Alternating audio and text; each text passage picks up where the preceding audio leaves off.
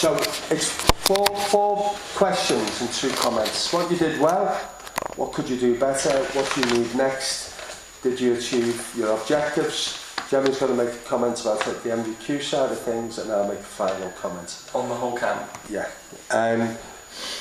Right, so AASE Lads Training Camp, Uyton, Germany, April 2012. Charlie Clark in for his final 1-to-1. So, Charlie, what do you think went well for you?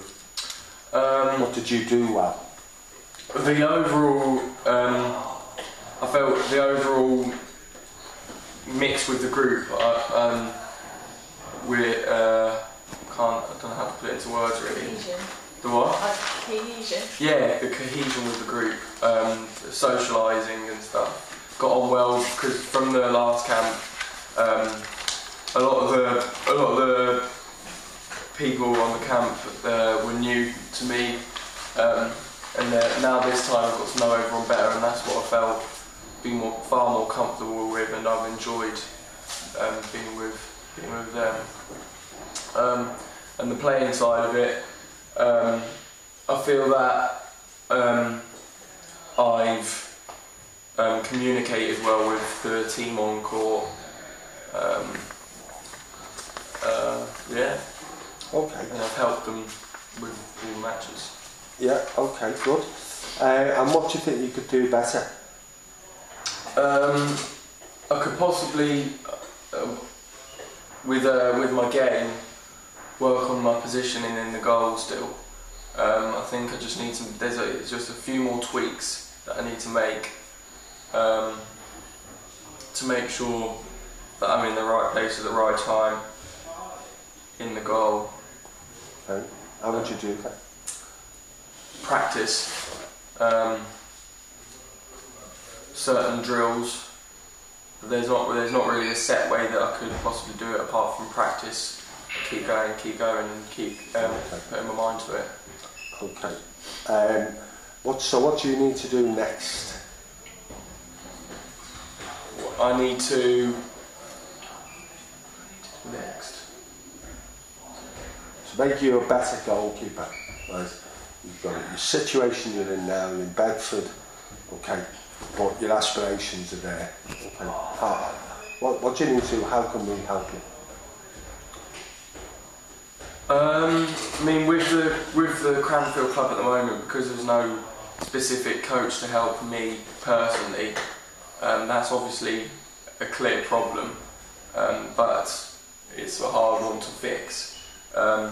But for the time being, making sure I'm going to every single session, making sure I'm putting 110% work into it, but then individually, because there's not the coach there, I could always just use the internet simply for my own benefit in my own time to see how I could improve as a goalkeeper and as a team player. Okay. Did you achieve your objectives? Yes. The ones that you set me to be more like a boxer, far more relaxed and movable almost in the goal, but I felt I did, and I think. Did you think that was a fair target to set? Definitely. I've had a similar target in the past as well, and I know it is a key part. And there's a line between being too relaxed, of like being not even being able to get to the other side of the goal. But I felt I did. Achieve the target, and also what I did, like when I was preparing to go into the goal, I just relaxed. I relaxed myself, and I sort of just swung my arms about a bit, just loosen myself up, and like sort of preparing myself. So getting yourself a little routine to get you into that frame of mind and that kind of space that I have to get myself into that right space to know that is my job, but not to be so, that is my job. Yeah. So if there's little practices, like you said, moving your arms around, I know, touching the sides of your goals, whatever, and you do, and that is your kind of routine beforehand, that you can go there and you know that's going to get you set, and do that, and you kind of use your club games to try out different things. What about if I do some runs before? Is that going to get me too excited? You know, and find out what works for you. Yeah. But those little movements they made a difference, and it's even tiny little things like that. Maybe a bit silly, but it works. And it doesn't matter. It's silly. Yeah, it's people that I know friends that will put the left sock on before the right sock, and it has to be like that because that is part of their preparation. That is them then set for their game. So whatever works. Okay, I'll make a comment on it when I come to mine. So Gemma, do you want to so mine is just about the MVQ and how, you know, this week has been really good in achieving lots of the units and lots of the elements to the units and evidence in your achievement of them. So your technical, tactical skills, understanding them through question and answering with making the rest of the group, showing your knowledge and understanding of defence and the movements, being able to analyse yourself. All really good bits of evidence that are going to support the achievement of your NVQ. Communication skills, another one that we've ticked off this week. Really good to see. And your whole approach and maturity to coming here and really kind of leading by example and kind of being you just bring the whole group together, but you know when to go. Stop now. It's really good to see. So having them other elements, you know, and being able to see that is really good for me, and it's really good to watch you play because I've not seen you play before. So really positive, really good for me. Now our little methods here that we're using have been obviously a pilot scheme this week. How have you felt about using the new technology? Because I haven't used the cameras for this, for the AASE yet, it's been far easier because it's so simple, and you can say what you need to say and it just comes straight out of your mouth. But if you was to say writing, get up and stuff, you'd have to think about what you need to say more. You don't have to be writing it almost perfectly. But with this, it's just yourself, and that's what I like about it. Okay, and what about that's the ease, if you like, of the tool. But what about its purpose as an analytical tool and a tool to help you progress as a player? How do you mean, like? Well, you know, you're saying everything that you say, and then you upload it. Is that the end of it? You know, how do you use what you've said? You need to watch it back. You need to make sure that you're not just saying rubbish and it's going somewhere and you're not going to use it ever again. You need to go over and over again on it to make sure you know what to do. So how might you use, you know, either verbal or, you know, visual? You're using this as a tool. How might you use it? How could you see it benefiting you in the future? I'm not sure. Would you use it to help you progress as a player, as an individual? Possibly with like individual work, even stuff like if I was to record myself in a training session, if I was to record myself in a personal, individual circuit routine, I can see what I'm doing wrong, and I can use that with anything. Really, not just how. Okay. So do you think? Can you see yourself using? I mean, we want to use it on the AASE program. Certainly. So, you know, would you be prepared to help us mentor the other athletes who haven't yet used this within the program? Just to show the ease of it. But it's not just about gathering evidence. It's also about how do we use that. Because that's the most important thing for us. The MVQ's there as a byproduct of you living the lives that we want you to lead.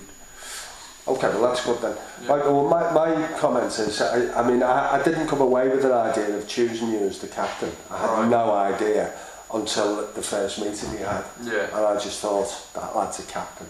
Right.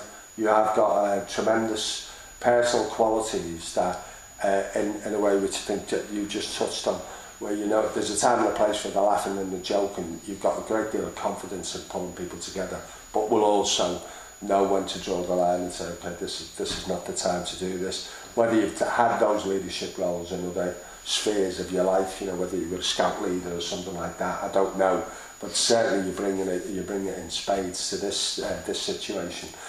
You know, and really deserve it, in my opinion. Communication is a great thing that you've got, and the comment was made by some of the German coaches after the first game, I think it was. The goalkeeper's fantastic. He's never quiet. He keeps talking to his defence all the time. That came from them, not from us. And you know, that type of comment coming from these people who are living in a handball culture is really not to be taken lightly. You know, you should take that as a feather in your cap. You obviously, I'm really pleased the way you took on the role as captain, where you made sure, you know, you were there on time for things, and, you know, lead by example. All those issues are very, very important, and also helping people settle in, because you'll find as you go on, if you're the captain again, there'll be new people coming into a camp, and it's quite daunting when you come on your first camp. You know, I don't know what's going to go on. But you know, you'd be expected then to sort of look after them, make sure they're involved in the group and not isolated out of it. And I think that's been done well this week.